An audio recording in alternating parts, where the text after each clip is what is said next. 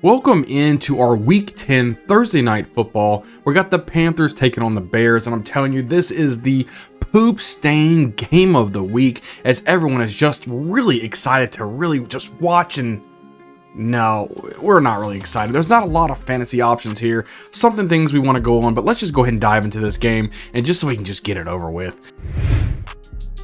I mean, let's just take a look at the fantasy players to really watch in this game. First, on that Panthers side, the top fantasy players, in my opinion, are just running back Miles Sanders and wide receiver Adam Thielen. For starters, let's talk about Miles Sanders. Sanders has been eased back into action since being injured earlier this season.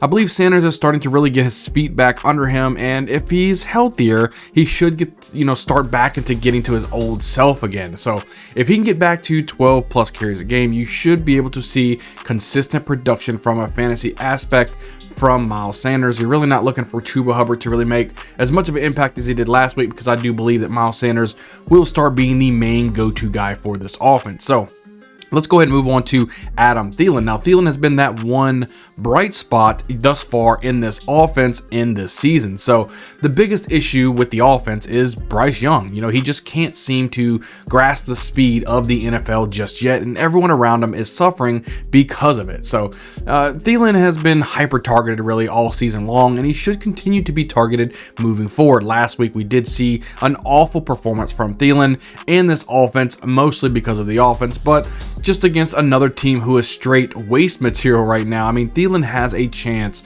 to explode for your fantasy team. So let's go ahead and switch our gears over here to the Bears. The top fantasy players for the team, in my opinion, are running back Deonta Foreman, wide receiver DJ Moore, and tight end Cole Kmet. So first, we're going to talk about Deonta Foreman. Foreman is a tank. I mean, he continues to see the bulk of the work in this backfield, and against a terrible run defense, we could be seeing a massive game this week. I'm looking at 20 plus carries against a defense who has no chance of matching the physicality of Foreman.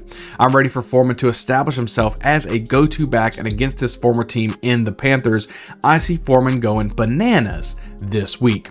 Now, let's go ahead and move on to DJ Moore. Now, Moore is having an absolute, everything. He's just everything for this offense, because of the putrid play of the quarterback position for the Bears this season. He may not have been as explosive as he wants to be, but DJ Moore would like nothing more to really stick it to his old team, and he's going to want to come out here and show his fancy a little bit, So look for the Bears to really force feed him the rock all game long to make a statement, because they want to feed their star wide receiver. I absolutely love Moore this week. Last but not least, for the fantasy players I'm watching in this week on Thursday Night Football is Cole Kmet. Kmet was targeted a team high 8 times last week against the Saints and showed some soft hands, making some really good catches. He also had 2 touchdowns, so Kmet continues to be a nice safety blanket for the Bears and should once again have a solid outing. Kmet should be started in all league. Now, just like there are players that I would target for fantasy in this game, there's also some sleepers that I could see that may have a solid game if you're in a pinch and need someone for a flex spot. For the Panthers, I can see Jonathan Mingo and Hayden Hurst as fantasy viable this week. The problem with the offensive pieces for the Panthers is that you're never really going to have multiple options out here that's going to produce for you.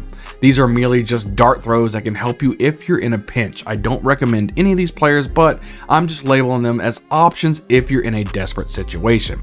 Now, for the Bears, I can see Darnell Mooney being able to put up a decent stat line this week.